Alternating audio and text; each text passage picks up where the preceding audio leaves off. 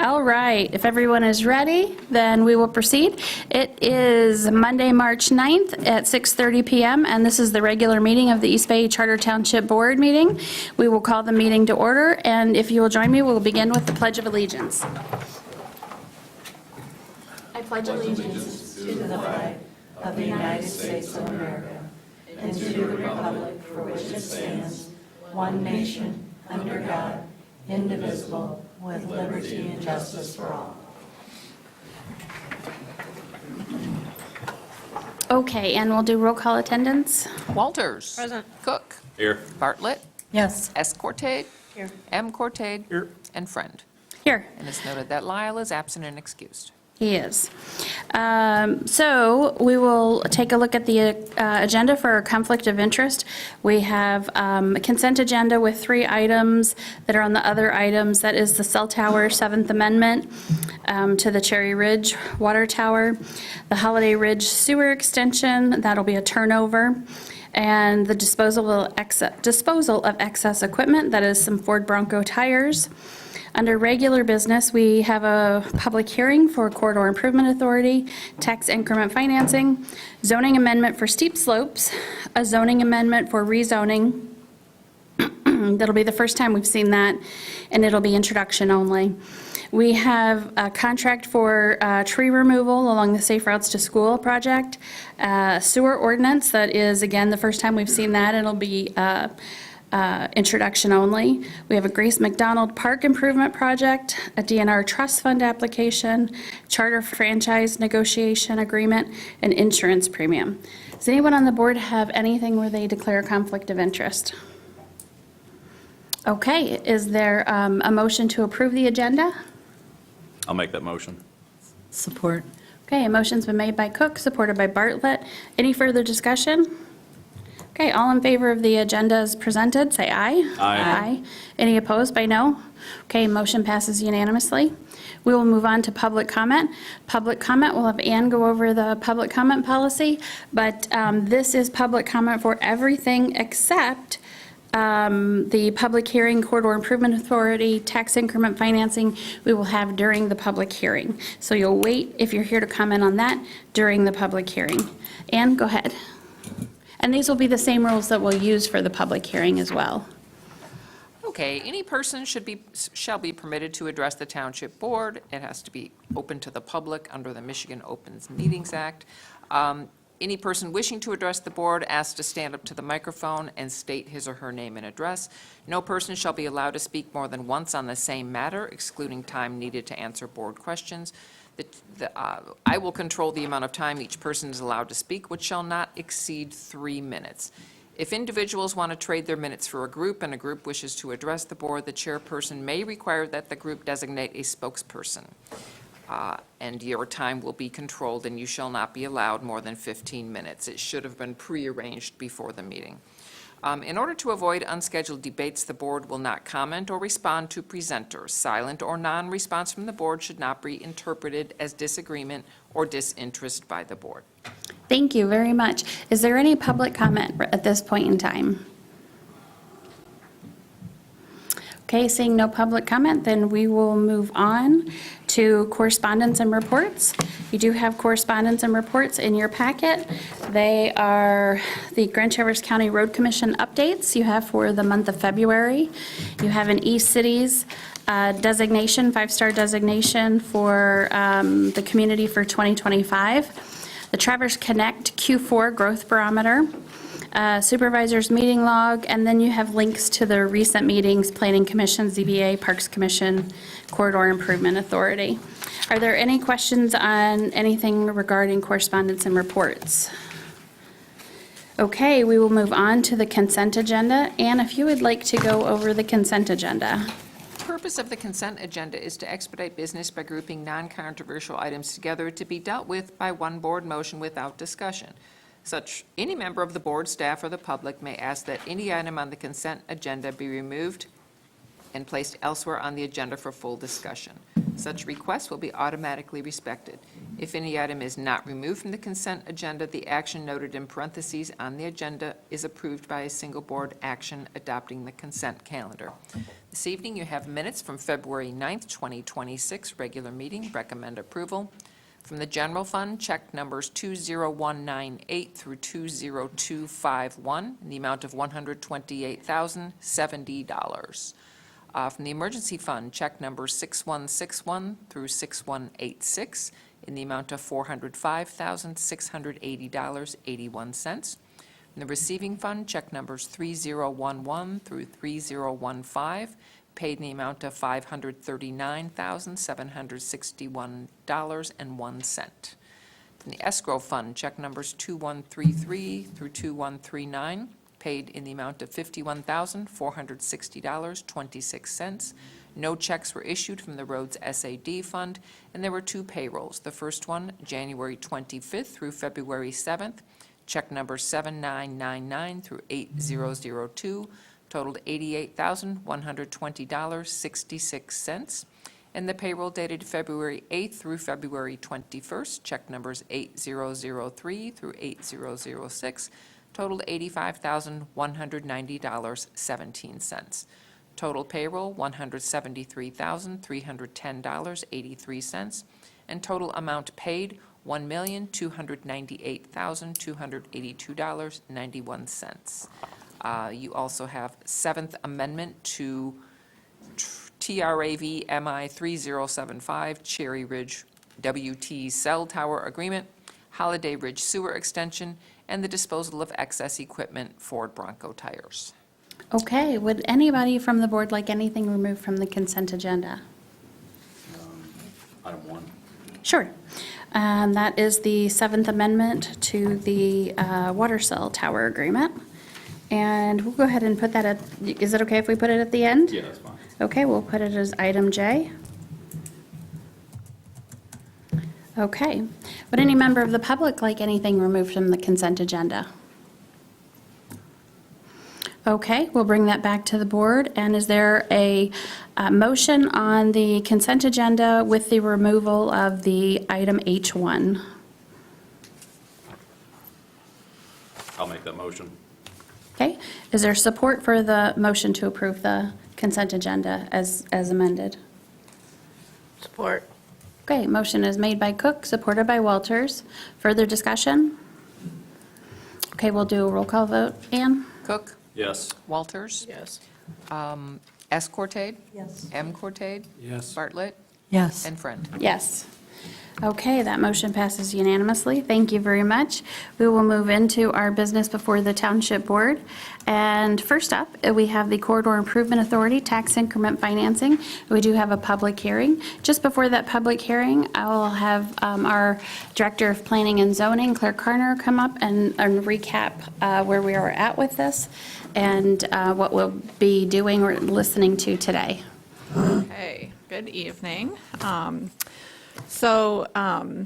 Back in January, the Corridor Improvement Authority Board unanimously recommended this draft development and TIF plan that's in front of you tonight. They recommended it for approval.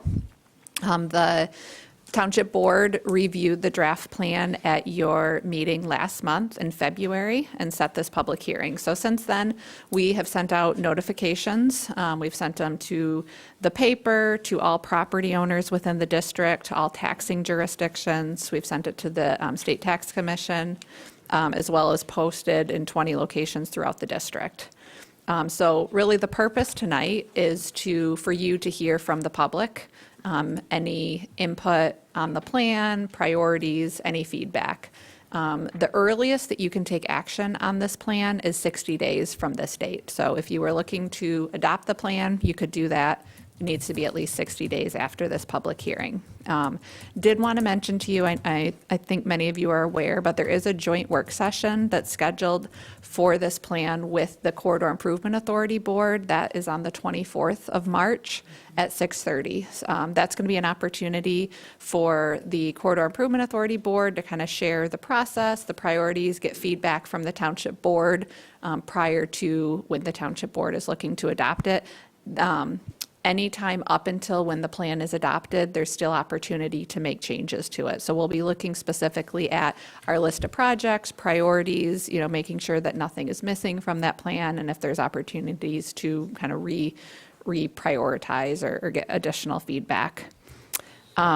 I did want to just talk a little bit about TIF for the benefit of the board as well as the members of the public here. So TIF allows for a regional revenue sharing. So it's a sharing of that incremental increase in taxable value over the life of the TIF. So the TIF that's proposed is 20 years. So all taxing jurisdictions will continue to get the same taxes that they do today. But any incremental increase in that taxable value, a portion of that revenue can get reinvested into the corridor. We can leverage that funding with state funding, federal funding, different grant opportunities. So it's a really nice opportunity to not only take that incremental increase in taxable value, but also leverage that money with additional grant opportunities. And we've identified a number of different grant opportunities that we think are a really good fit for some of the projects that we've identified in this plan. It does not increase anybody's taxes that live within the corridor or that live outside of the corridor in the broader community, so it has no direct impact on those taxes. We have seen in other successful TIFs across the state of Michigan that the property values increase outside of the TIF district as well as within the TIF district. Providing beneficial impacts for all of the taxing jurisdictions that participate. We are proposing, as I mentioned, a 20-year plan. Some of the really high priorities that have been identified through our community visioning process include safe crossings, include pedestrian connections, filling the sidewalk network, transit improvements, placemaking, better access to the water. You'll see we have a one-pager that goes into a little bit more detail, and so that one-pager includes a summary of some of the planned projects that we're looking at. So happy to answer any questions, but at this point, there's really no action tonight for the board besides holding the public hearing and hearing feedback from the community. Okay, great. Thank you very much. Does anybody from the board have any questions for Claire at this point? Sure, Mindy. You said that we can make changes to the plan up until it's approved. Does that mean we can't change it after it's approved? We can change it after it's approved, but it would go through the same process that we went through to adopt the plan. Thank you. Okay, any further questions? Okay, thank you, Claire.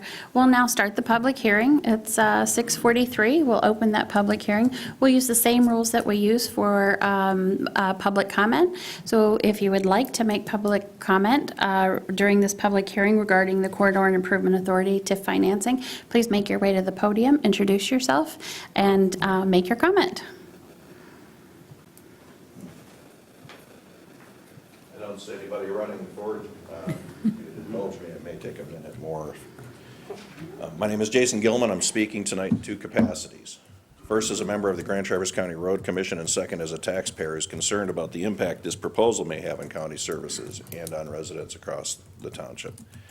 I want to begin by recognizing something clearly. Development is not the enemy. Growth in this corridor has been happening for years and will likely continue. The question before us is not whether development should occur. The question is whether this particular financing structure is fair, transparent, and prudent for the broader public. The tax increment financing proposal before you diverts property tax revenue that would normally support countywide services. Based on the county's operating millage, each $1 million of captured taxable value represents roughly $6,386 per year diverted from county operations. Over time, that becomes significant. This plan the plan materials project a total capture of about $6.5 million over 20 years across all taxing jurisdictions. Depending on how the captured millages distribute, the county's share of that diversion could reasonably fall somewhere between $2.6 million and $4.2 million in lost revenue for county services. However, even that estimate might be understated. The projection assumes only a 2% annual growth in property values over the life of the plan, yet we already know that the corridor is experiencing stronger growth than that. There are reports of 4 new hotels expected to come online as early as this year, with potentially more development following. If each of those projects conservatively adds $5 million to taxable value, that alone represents $20 million in additional tax base beyond the assumptions used in this plan.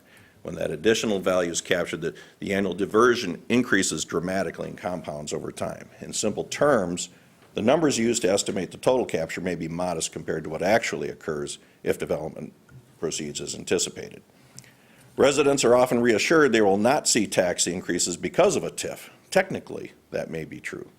However, assessments are adjusted to spread tax burdens evenly across the township. When tax revenue from a fast-growing corridor is removed from the general pool, the remaining taxpayers will carry the cost of the additional, of the revenue that would have supported. That means some residents may end up paying more over time for something that provides a little direct benefit to them. Traffic and safety concerns. The corridor around the 4-mile intersection already experiences significant congestion.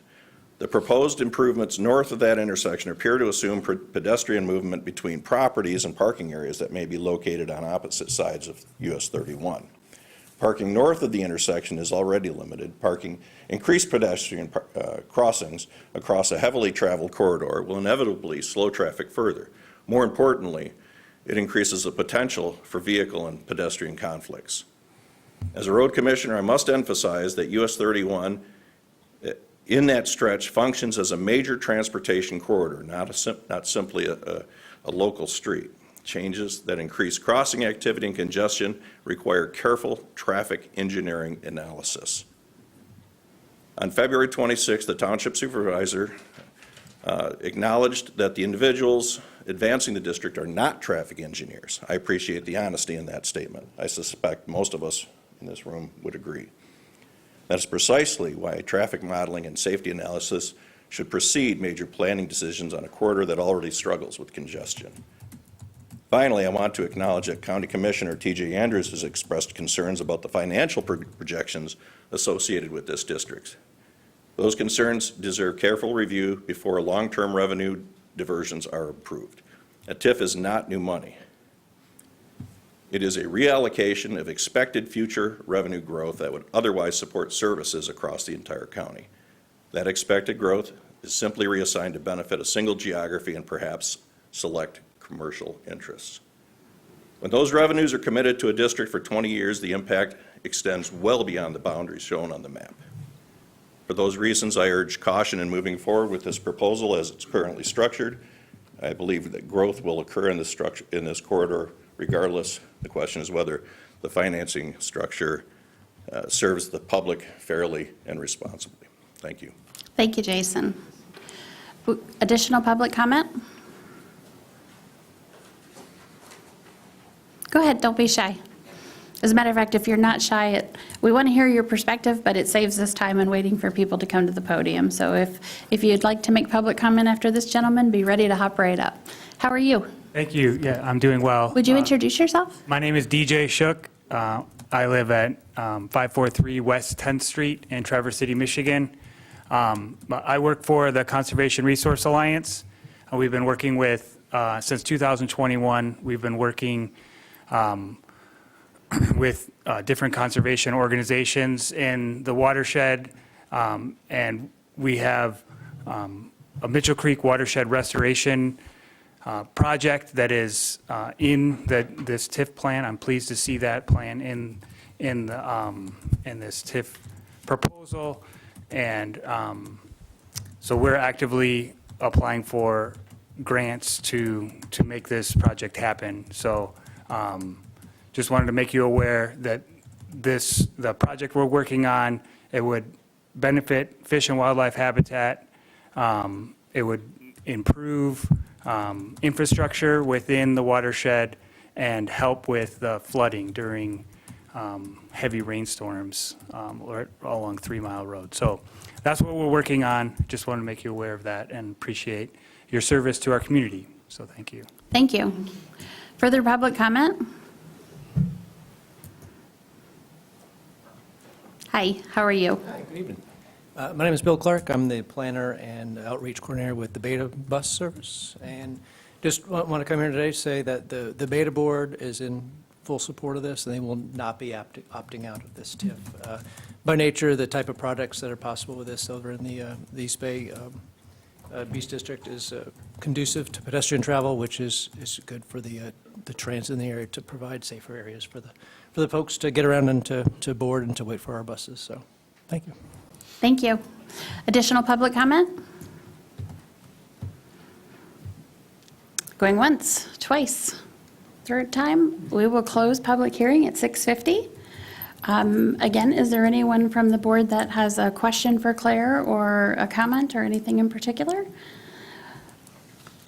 Otherwise, we will move forward, and I think Claire said that we will look at this again potentially in 60 days. Was that correct, Claire? Okay, and thank everybody for attending and making public comment.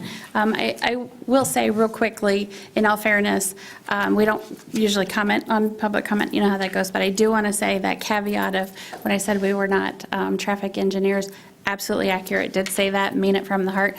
The overall comment was that we rely on MDOT for that roadway because that is a US 31 MDOT roadway, so. All right, well, thank you for that clarification, and we will move forward to the zoning amendment 1-26, which is the steep slopes zoning amendment. Claire, we've seen this before, and this is before us for adoption. Yeah, yep, you guys have, board has seen this a few times, and we've made some adjustments. It was introduced at your February meeting, as you'll recall.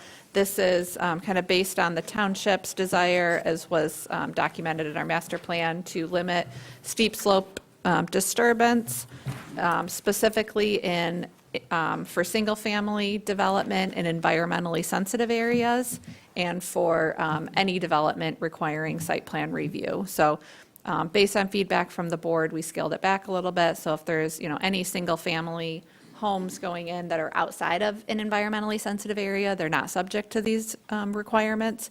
But if you are developing a single-family home in an environmentally sensitive area, or just a general development anywhere in the township, you'd be subject to these standards. So happy to answer any questions on that draft language. It's included in your packet, as well as a flow chart that kind of goes through the process.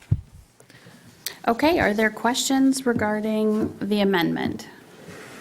I think we've talked about this prior to it going to the Planning Commission, and then the Planning Commission analyzed it, brought it back to us. We had discussion, an introduction, and so this is the third time we've seen it. At least. But that doesn't mean we don't maybe still have additional questions. So if anybody does, just let us know.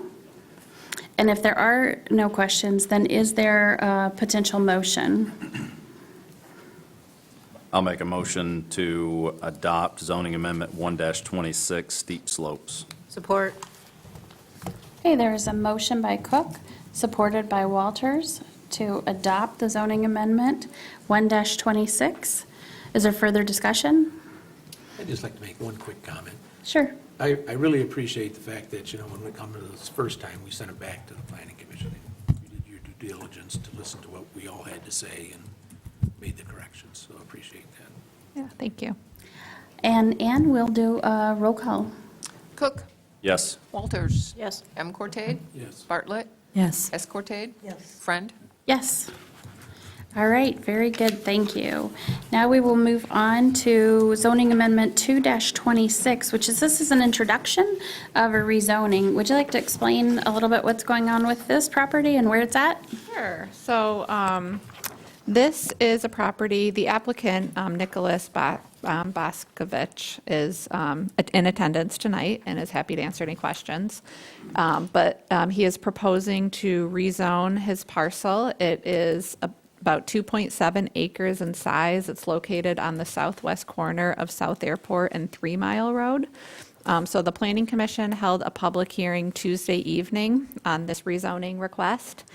The rezoning request is to rezone, the parcel's currently zoned MHC, which is Manufactured Housing Community / High Density Residential. So they can, it's zoned for up to 12 units per acre. They're looking to rezone this to neighborhood commercial zoning district.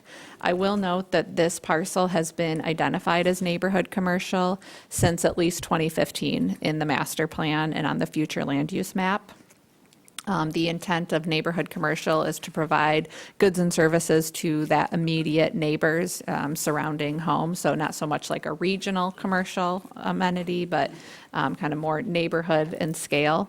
I'd say the master plan, most recently adopted master plan, also identifies this as neighborhood commercial. It goes on to say that appropriate rezoning requests are located at some of those intersections, and identified this as an intersection with a kind of future desired node for neighborhood commercial, kind of to help facilitate walkable, bikeable. It's right at the intersection of where the new trail will extend 3 Mile all the way up to Hammond Road and beyond.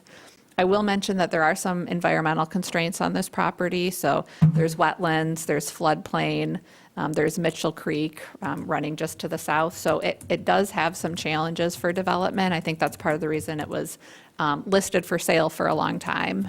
But I do believe that there's probably about an acre or so of developable space on this property. So you're not going to see a large-scale commercial development, but there is room for some smaller-scale commercial development.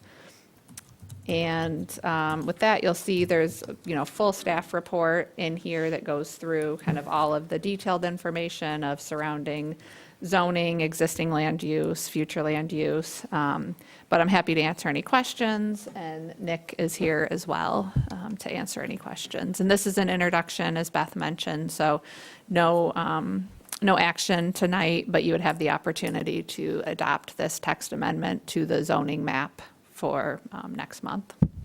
Okay, great. Nick, are you, Nick? Okay, great. You're welcome to say something. You certainly don't need to. I think Claire recapped it well, but you are welcome to if you like. Sure, yes, please.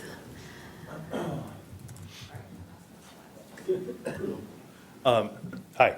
So, yeah, I mean, I guess just the only thing I want to add is just that the property is on Mitchell Creek, and, what I would want to do is really, really embrace that, like that was, instead of it being like a deterrent for me, that natural kind of preservation area down the road and having the creek on the property, it's something that I want to like feature, not viewed as a hindrance, so Okay. worth noting.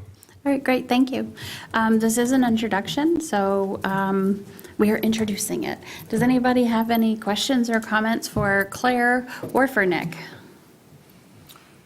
No, I'd like just to make a quick comment that, as an old timer, before they changed the road down there, that was, this time of year would be underwater. Underwater. So it's good to see that the corner may finally be utilized somewhere. I don't know what your plans are, but, and yeah, the Mitchell Creek that runs behind it is going to be, needs to be protected, so, good.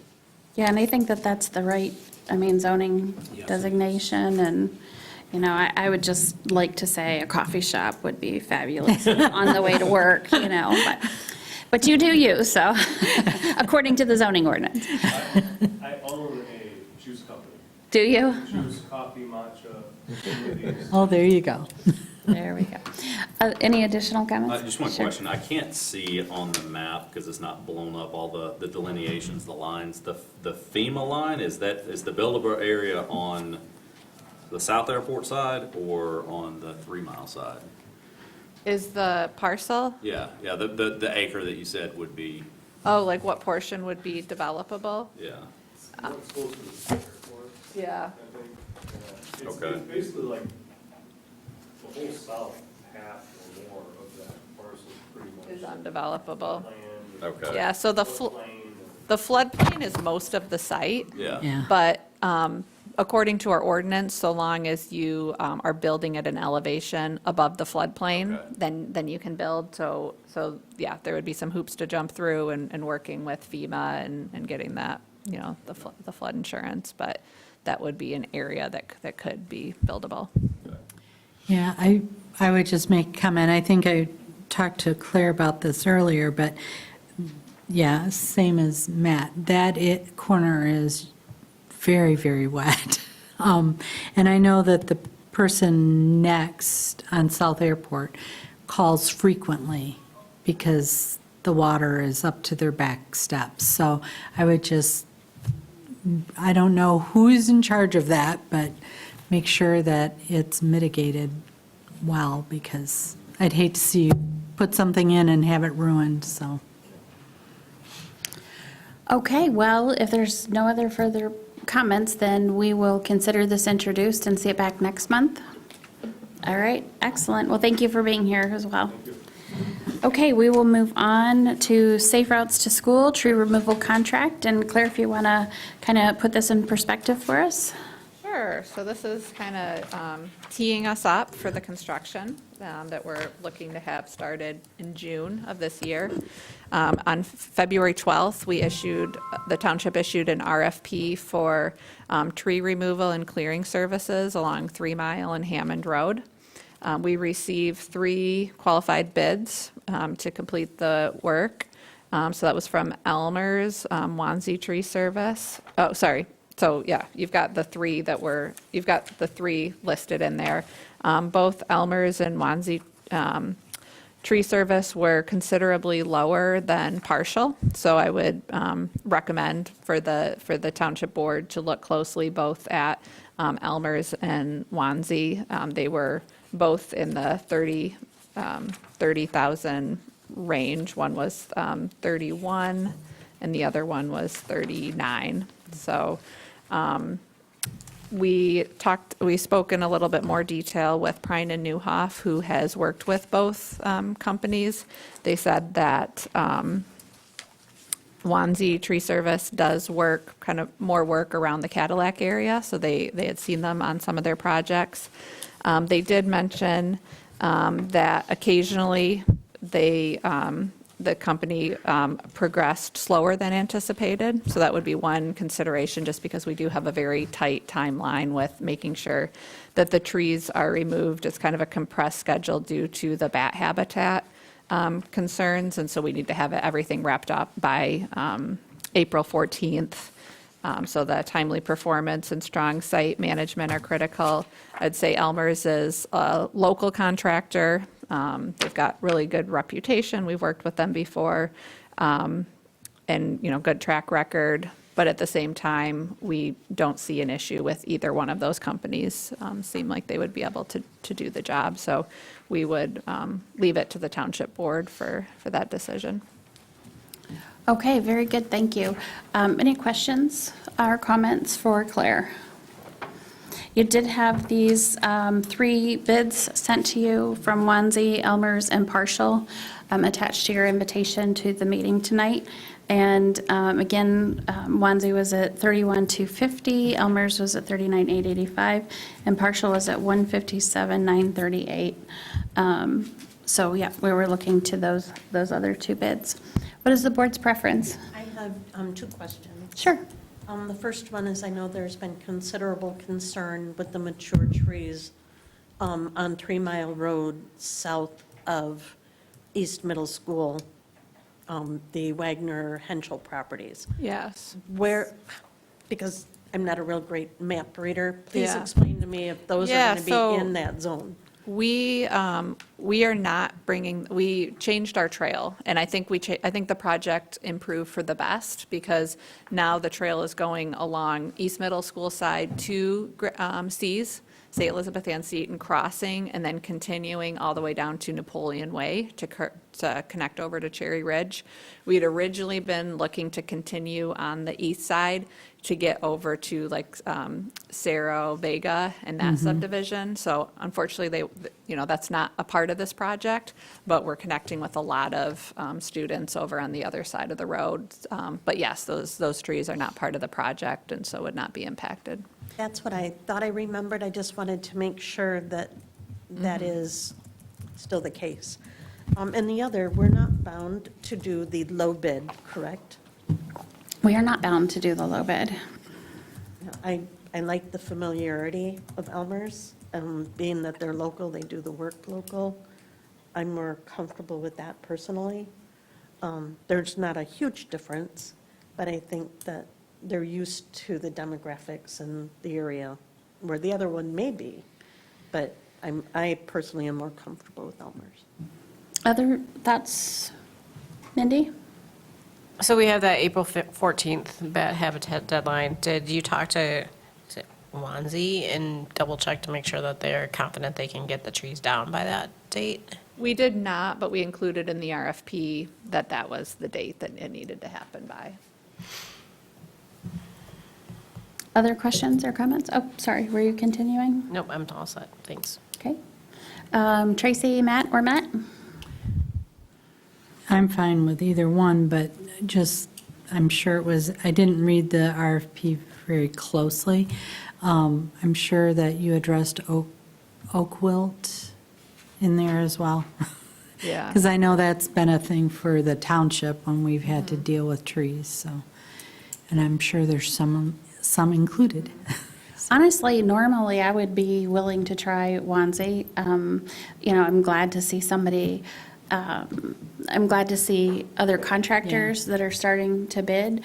But I will say, with the tight time frame that we're talking about, the Elmer's makes me a little bit more comfortable, particularly having the feedback from our engineer who has used Wanzi on other jobs and has had some timing issues. Of all things, that's one of the things that we're looking to avoid with this. So, yeah. Yeah. Does anybody have further questions or a motion? Just one other question. Given a lot of the public feedback over the past few years about trees in general, is there going to be any intent to backfill, some equivalent plantings to replace these? Yeah, that's been a big goal of ours throughout this. We are really looking to kind of reestablish the tree line along the road, and in some instances, add trees.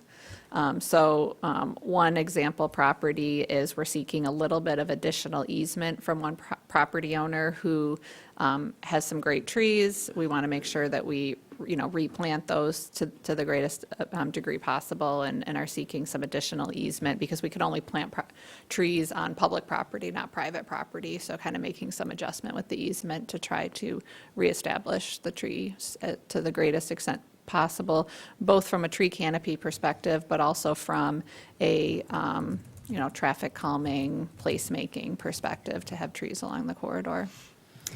And we are working with DTE as well, who sometimes offers some resources available for that. So we're looking to see if we fit in with their grant and their scheduling and so forth. Yeah, that's a good point. We're looking at a tree planting program potentially in partnership with them. I'd make a motion that we award the tree removal and clearing services to Team Elmer's for $39,885. Does there need to be a contingency in there? What do you think, Beth? But if you put like a Like- 5% even. Okay, with a 5% contingency. And you might also just note Oh. the reasoning behind it, since you're not going with the lowest bidder. Due to the familiarity of the contractor with the area and the tight time constraints of the project. Perfect, thank you. Is there support? Support. Okay. There's a motion by Bartlett and support by Walters. Any further discussion? All in favor indicate by saying aye. Aye. Any opposed by no? Okay, can we do a roll call, Ann? Certainly. Bartlett. Yes. Walters. Yes. Cook. Yes.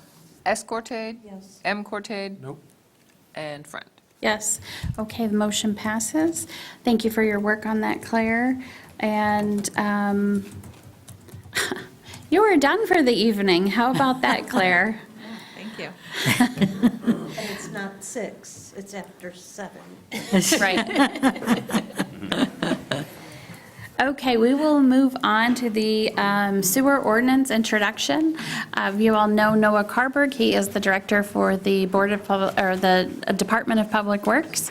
And you're here to introduce this ordinance to us. Correct. Thank you, Supervisor Friend, and good evening to the Township Board. In your packet is the Uniform Sewer Use Ordinance of 1994, which was last revised and approved by East Bay Township in 2011, which was a duration of 17 years. Now we're back 15 years since that revision. During that time period, there are provisions that have become out of date.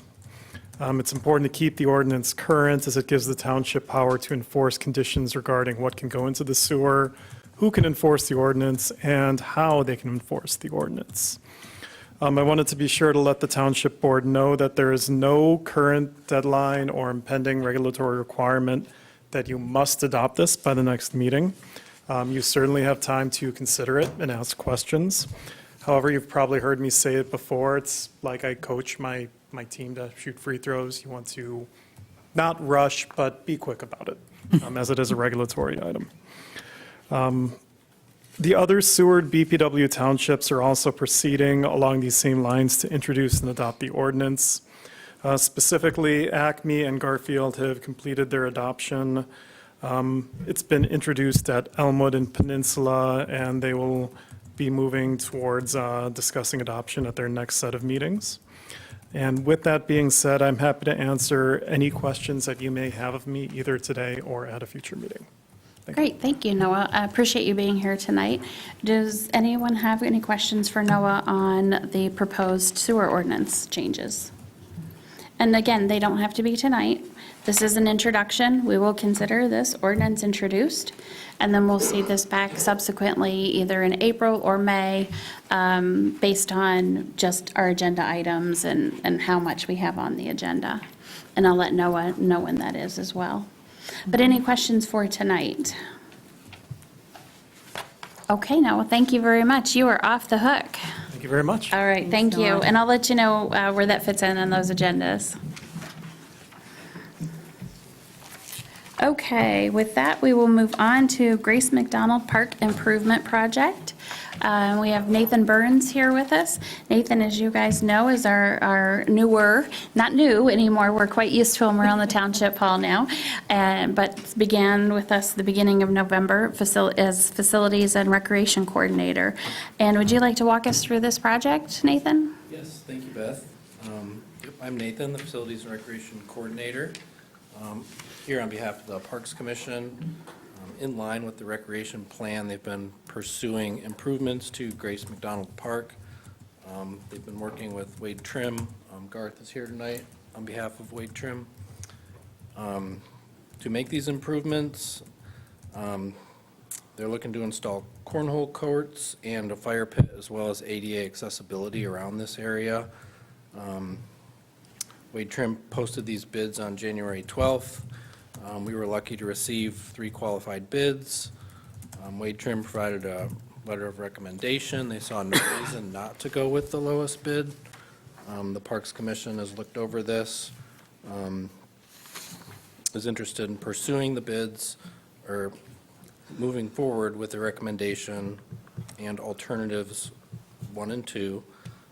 They're also interested in installing vinyl covers on the pavilion along with heaters. I think there's been talk about that for a long time.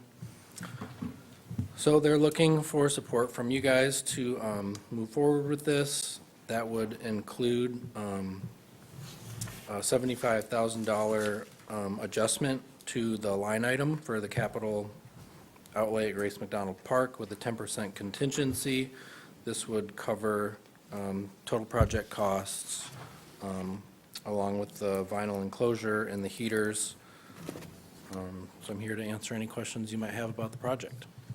Great. I'm going to add 2 quick things to it.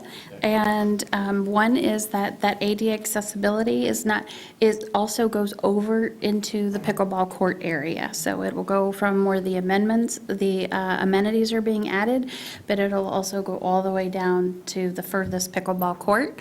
And the other item is that we did receive a grant, Grand Traverse Band grant for this at just under $15,000 for the warming area for the sledding hill.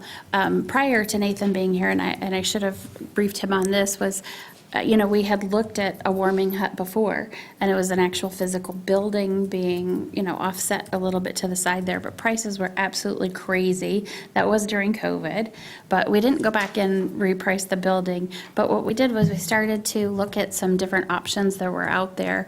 And actually, Allie Hetmer is here, who's one of our Parks Commissioners, and we were over at the Conservation District, and they have something very similar where they utilize their pavilion all year round because they are able to use the canvas sides. And we thought, well, that's a great way to make double use out of the pavilion. So that's what we're pursuing. And the Parks Commission is also putting in like an area with warming area, what would you call it, like a fire pit? But it is great, before we worry, because, I do too, about safety and kids and so forth, it is grated over it. It has a automatic on and off, so it can only be on so long, all of those things. So it's a gas. It's, yes, it's not logs burning and so forth. So these are the type that you'll see out at a lot of different places. Hotels have them. A lot of hotels, apartment complexes, and then different parks as well. We found them located, and Gaylord has one in their public area. And Wade Trim's staff was excellent in, kind of, showing us what was available. And so that's in the bid as well. So with that, we would turn it over to any questions for the board. I will ask, Allie, thank you for coming tonight. Was there anything that you wanted to say? I don't want to leave you out if you would like to. Oh, no. Okay, all right. So with that, are there any questions for Nathan on the project? Maybe more of a Wade Trim question, and I don't know if you're here to support this or not, but I haven't looked at the pavilion closely, but I guess the question would be structurally, is that thing designed to support all of this we're talking about putting there? I mean, don't you, I don't know, maybe worst case, creating a situation where you're basically building a big balloon to get blown up and toppled over? It's a good thought. I can't claim to have looked at it any closer than you probably have. Our landscape architects have spearheaded this project, and I'm just the local support mainly. I'm happy to run out there and take a look at it. We can look at the structural integrity of the wood and whatever else. I'd be surprised if it's an issue. There's been a few other local parks that we've been involved with that have done similar canvas sides, and generally they're not down enough of the year to pose an issue because they got neglected, I guess you could say. Like, I'm drawing a blank here a little bit, but I probably wouldn't worry about it. And Brian Souza has been out there on site with us many times when we were looking at doing the building, then when we decided to pivot and go in this direction after we saw the conservation districts. So he has been out there several times. We can confirm that, though, with him and make sure that Garth or Brian Souza get out there to make sure that there's very little components there, right? So you've got the concrete base.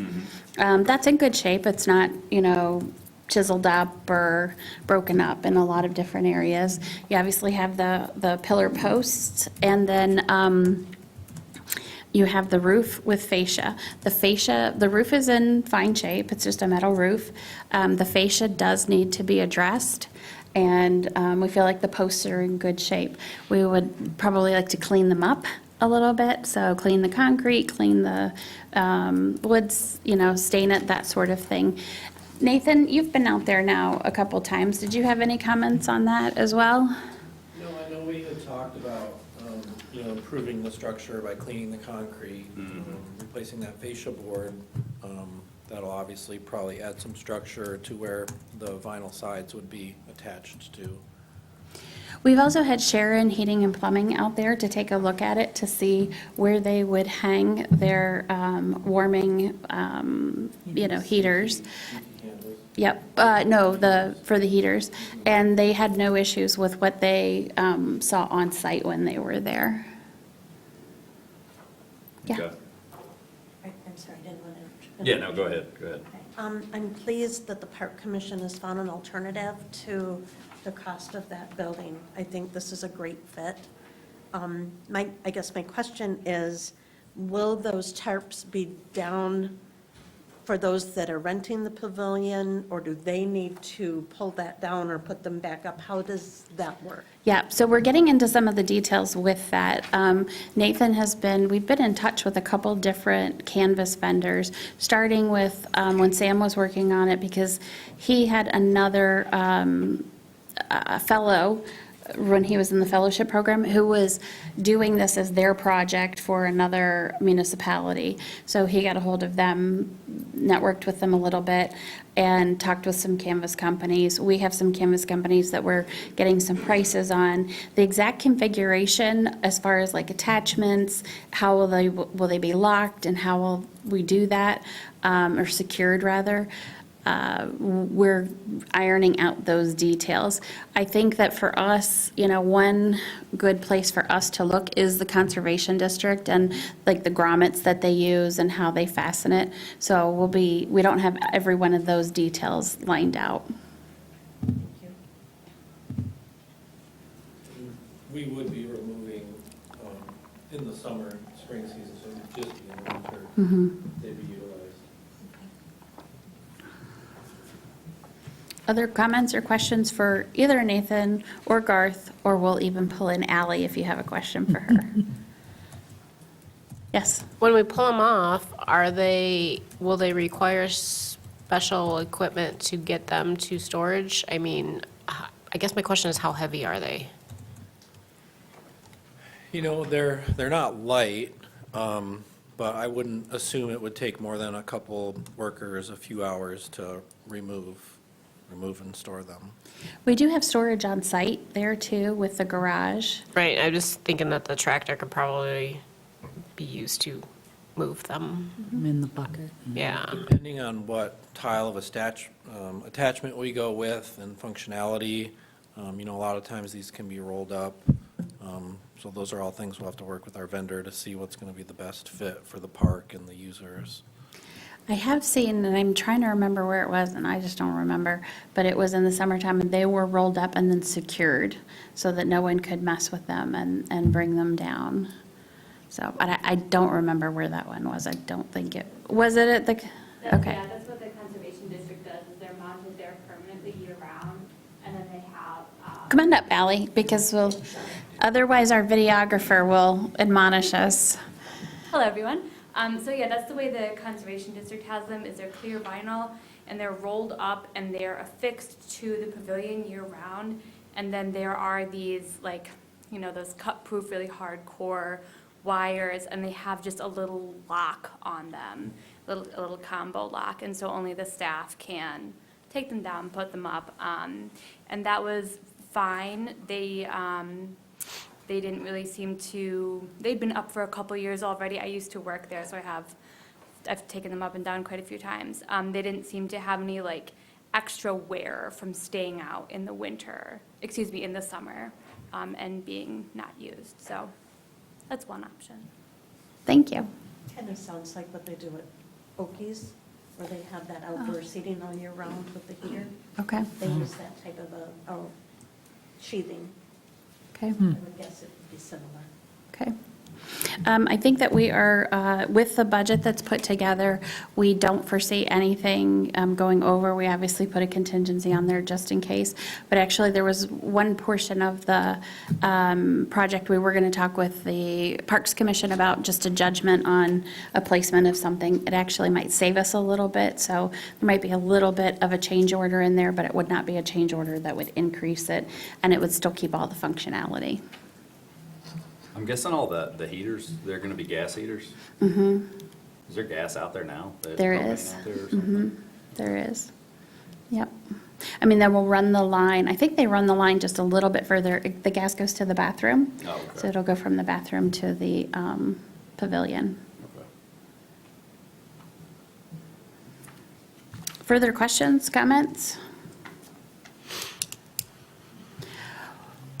Well, I'm going to take a shot at the motion. okay. No, go ahead. No? I make a motion to approve the Park Commission request for a budget amendment of $75,000 to line item 101-751-973-753, the capital outlay Grace McDonald Park, along with a 10% contingency for a total budget amendment of $82,500 to complete the cornhole courts, fire pit, vinyl enclosure, and heater projects as described, presented, and discussed. Okay, well, we'll do that as a first motion. I did want to mention to you that well, we'll do that when we get to the contractor, but yeah, that sounds good. So there is a motion, is there support? Support. Okay, motion by S. Cortade, who says she's Glenn Lyle. You forgot to change your, I use those as cheat sheets, so. All of it. With support by Cook. Any further discussion? Okay, we'll do a roll call vote. Ann? S. Cortade. Yes. Cook. Yes. M. Cortade. Yes. Walters. Yes. Bartlett. Yes. And Friend. Yes. The second item is just approving the contractor that is properly vetted through Wade Trim. And the item that I was going to mention is that they are set for a fall construction on this, which is fine with us because it gives us some time in the summer to make sure we get the fascia boards fixed and the concrete cleaned and all of that kind of stuff. Yeah. So if there is a motion to approve AJ's excavating construction contract for the cornhole courts and fire pit improvements, including alternates 1 and 2 at Grace McDonald Park as described, presented, and discussed. I'll support that motion. Okay, well, I'll tell you what, I'll give one of you credit and one of you can support it. So I'll give S. Cortade the motion and M. Cortade the support. And we'll do a roll call vote. Ann? S. Cortade. Yes. M. Cortade. Yes. Cook. Yes. Walters. Yes. Bartlett. Yes. And Friend. Yes. And Nathan and Garth, thank you very much for your work on this. Yeah, it's been, and the Parks Commission as well. We think it'll be a nice amenity, I think, so. Boy, the sledding party will be different next year, won't it? Yeah. Okay, with that, we'll move on to the Michigan Natural Resources Trust Fund application for Arbutus Phase 2. And Nathan, you want to kick this one off for us? Yeah.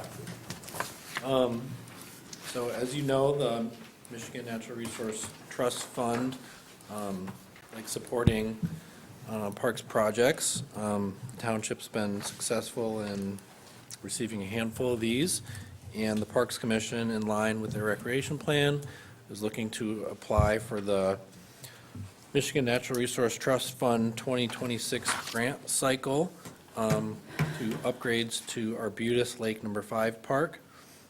Those upgrades would include installation of playground equipment, picnic tables, adult swings, which are popular nowadays, and also some shoreline restoration on the north side of the park. Previous Phase 1 shoreline restoration was done on the south side, and ADA accessibility. Great. So as you guys remember, when we do DNR trust funds, they require the resolution going into it. There is a very specific reason that we've targeted this project at a total of $150,000 with the 50-50 split. And that is because last year, it doesn't always go this way. So we'll knock on wood that it's again this year. Last year, any project, once they went down through a certain number and spent a certain amount, they left about $2-3 million on the table. And then they went through and said, one, if they had any projects they wanted to pull out that they didn't feel scored well for whatever reason, but that they felt invested in. We were very fortunate, Holiday Woodlands Natural Area was one of those that got pulled. But they also pulled grants that were $75,000 or less. So they've done that a handful of times, not every year. Sometimes they do it at 50 grand. And I remember when I've seen it done at 50 grand, we always came back and we were like, well, shoot, we can do a 50 grand, you know? So this is kind of reaching to that. Arbutus, as you know, has had a nice renovation. People use it a lot. We get a lot of positive comments on it. There are just a couple things that we would like to add to make it like a complete project. It always had a phase two. Ally will stop me if I'm incorrectly portraying this, but I don't believe the Parks Commission is looking, I know they're not, looking at a large play structure. Nothing like Grace McDonald or something like that. That's the purpose for that play area at Grace McDonald. This would be just something to augment when people are there for picnics and on the beach and so forth. That would give a little bit of things to do. The adult swing is very similar to what we're looked at Jens Park last year, that we have some pretty good feedback on from people who enjoy, you know, sitting there and looking at the view, and certainly Arbutus Park has that. So yes, the plans that are in here are very conceptual. As you know, this grant program takes years. So really, you're looking at a year would be lightning fast in this program. You're really looking at more like 2 years. So the Parks Commission has some time to refine the plan within the parameters that we're putting forth to the DNR Trust Fund. Are there questions on this? And and Wade Trim has worked on this as well. So for Nathan or Garth or Ally. Just curious, adding, looks like 5 parking spots, or is That part has been cut Okay. because of budget. So when we're looking at a $150,000 project, and we were looking at those with permeable pavers, you know, as parking is at a premium in that park. But one, it was driving up the budget, and number two is we realized when people park in those, we're thinking we can get them off the road. Guess what's going to happen? Just more people are going to park on the road, and more people will park in there. So, you know, and it just drove the budget up a bit much. So we're looking at the items that Nathan put in here and was talked about, talked about through the grant funding: playground equipment, picnic tables, adult swing, shoreline restoration, and ADA accessibility. Yeah, so these are very preliminary drawings. Yeah. Yeah, I think they're no longer interested in doing the parking area. This bump out at the end of the ADA sidewalk that was installed in Phase 1 seems to be pretty popular, and that's going to align with the trust fund's goals in funding these projects, as well as an inclusive play area for kids. Yeah, so this is very preliminary. The Parks Commission is very interested in, you know, narrowing their scope of work, and, you know, finding out what's going to be a best fit for the space that's there, because it is kind of a small park. And within the budget. right? Okay. How many swing benches are there? Just 2? Or did I miss one? How many swings proposed or that are there? We don't have a count. I think on this conceptual drawing, I think there's at least 2 placed. Oh, I see 3. 3, yeah. Yeah.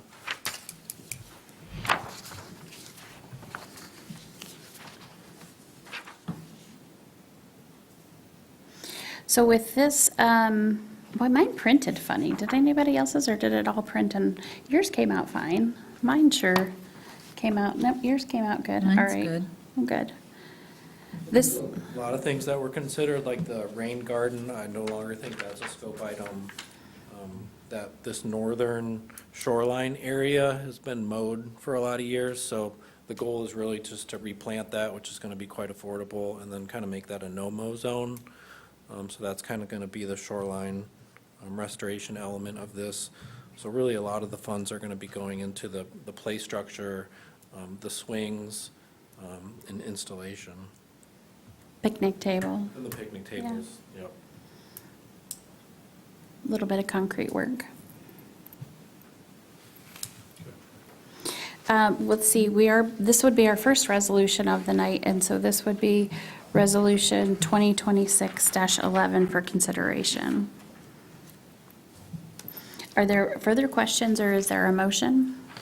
I'll make a motion to approve Resolution 2026-11, Michigan National Resource Trust Fund 2026 application TF 26-0034, Arbutus Lake Number 5 Park Phase 2. Support.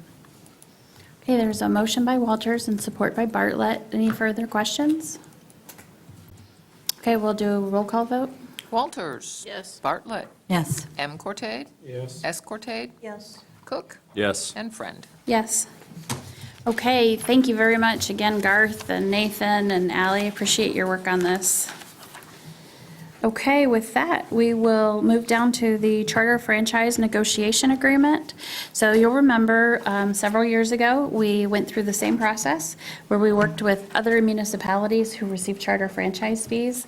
We hired an attorney who is part of a group called ProTech that is very extremely well-versed in franchise law, right away. He's just a brainiac to listen to about this stuff. But anyway, that is who we used last time. We've had an initial meeting with the city, Garfield, Elmwood, Blair, Whitewater, all of them, Acme, that receive charter franchise fees. And everybody there collectively who was there representing their township was interested, and let's repeat the process and do the best we can. There are new challenges on the landscape, being just about 10 years later. So we will do the best that we can in trying to get the best agreement possible. But the city of Traverse City did meet about a week or two ago, and they passed a motion that allows them to participate and be the fiduciary so that they'll receive, I can't remember the name of the law firm, but the attorney is Mike Watsa. So they'll receive that bill and then parse it out to the townships. And I think we did pretty well last time. We were only a few $100s with that process, so. And this would just be a resolution that would allow us to participate in that, and says that we will pay our pro rata portion of it. And you can see the agreement here, as well as it did not print well, and I was definitely having a challenge with it. So you'll see it's on 2 pages, but some of the 2016 total fees. Oh, we did not pay that much. Oh, these are their franchise fees. Okay. I was like, we did not pay $186,000 for legal counsel. No, of course not. But anyway, so we are about almost 14% of the municipalities. Work together, because divided, no one's going to be happy. Yeah. And I think last time we got a little bit more than most people thought we would, and I think a little bit more even than the attorney thought, more than I think I thought. I'm a little less optimistic this year, but we'll knock on wood and work for it. So this would be Resolution 26-12. Are there any questions on it? What are they thinking these rates, what are they thinking? So, well, it's interesting because the laws, you can talk to this man for like 2 hours on the law. It's super interesting. But one of the things is, right, with charter franchise fees, it's the line in the right of way. And, but really, if you look at statute, it really should be like streaming services too, the way that Michigan has it defined. But nobody has approached it. Charter franchise is kind of sitting on the sidelines, wanting somebody to try to go after Netflix or whatever. Because when they do, and if they fail, charter's going to be there saying, exactly. yeah, one of the townships was kind of funny. They were like, well, we might just build Netflix. I was like, okay, you do that, let me know how it goes. But no, seriously, we will work together and do things in unison and do the best we can. I make a motion to where the language went to that. It was Resolution To 26-12. approve Resolution 2026-12, a resolution authorizing participation in joint representation agreement for Charter Communications franchise renewal negotiations. Okay, there is a motion by S. Cortade and support by Mindy Walters for Resolution 26-12. Any further discussion? Okay, and we'll do a roll call vote. S. Cortade? Yes. Walters? Yes. M. Cortade? Yes. Cook? Yes. Bartlett? Yes. And Friend? Yes. All right, thank you very much. We move on to the insurance premium. I have put quite a bit here for you to consider. This is obviously not something that we're particularly thrilled with. This is quite a hefty increase in our liability insurance premium. I do believe that it is mostly based upon the loss that we had of about $356,000 last year on an ambulance. Again, that loss was, that accident was not at fault for our ambulance personnel. The other driver was at fault and crossed over the center line. But it is a no-fault state, so our insurance pays, and that goes on our loss. When underwriters look at this, the other losses that we have had, which have been pretty much typical on what you would see in an active township of infrastructure and some zoning, over, what are we talking, a number of years between those, you're looking at $60,000. That's not a reasonable amount for those. I did reach out to Paul Olson and made the case for why we should talk with the underwriters and see if we can negotiate that. I am under no illusions that we will get a ton marked down. My expectation is, as we've been a customer for 40-some years, which we have gone out to bid for, so it's not like we've, for anybody listening, it's not like we've been a customer for 40 years and never questioned anything. We have gone out to bid more than at least probably twice that I know of. And it is quite a lengthy procedure, remember? But as I said, no reason not to do it, but it probably is not our best time to go out for an RFP right now on the heels of a year like that because of what that signals to other insurers. So we would probably want, if we want to do that, we'd probably want to do that at a little bit later of a date. And hopefully have some loss years 1 and 2 that are much clearer and cleaner so that we would be in a better position. Unfortunately, too, we got this invoice quite late from the agent, and so we, I will say, even if we had gotten it on time, it's such a lengthy process doing the RFP, it would have been hard to do anything anyway.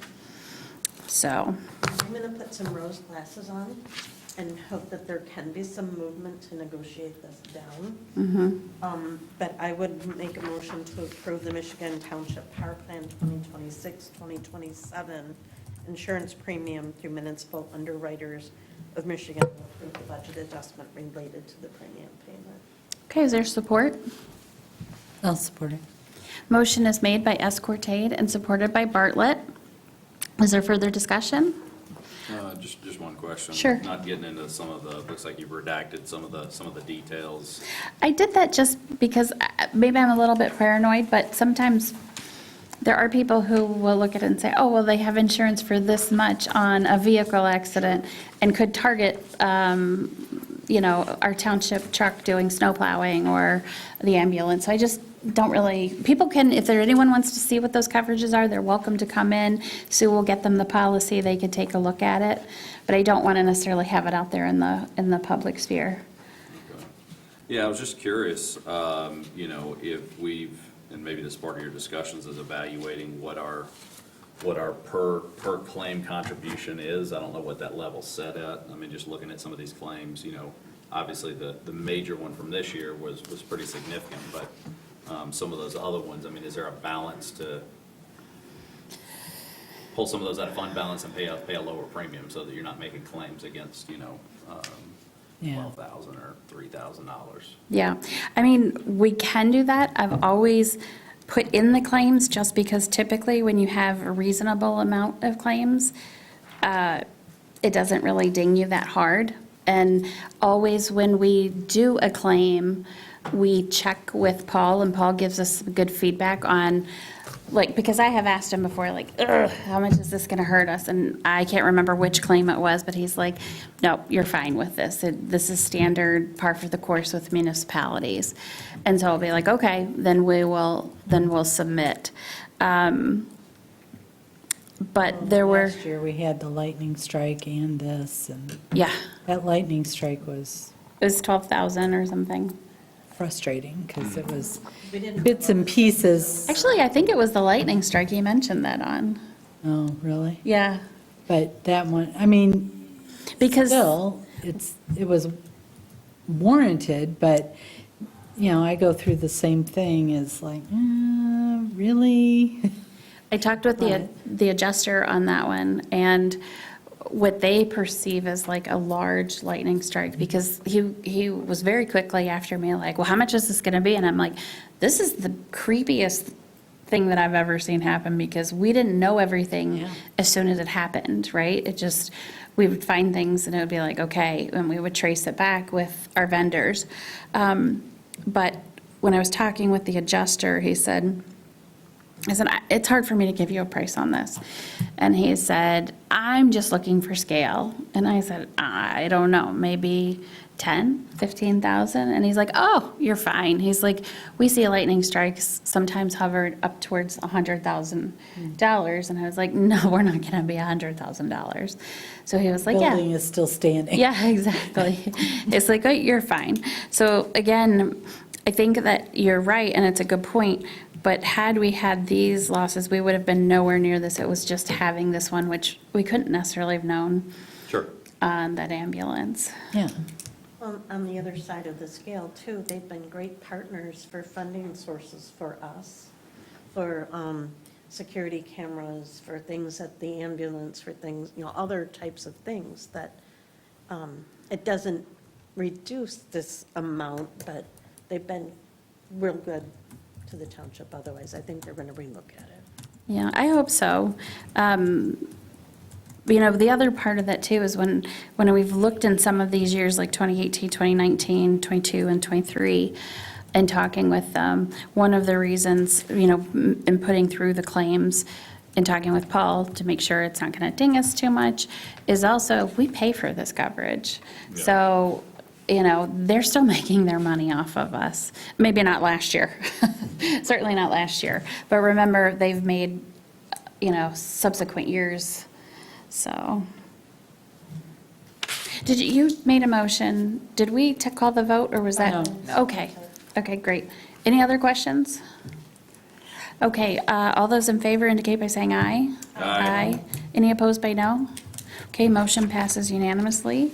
And that brings us back to our cell tower, which is the 7th Amendment on the cell tower. Does anyone have a page number on that? I have flipped 26. around here. Yep, 26. 26, great.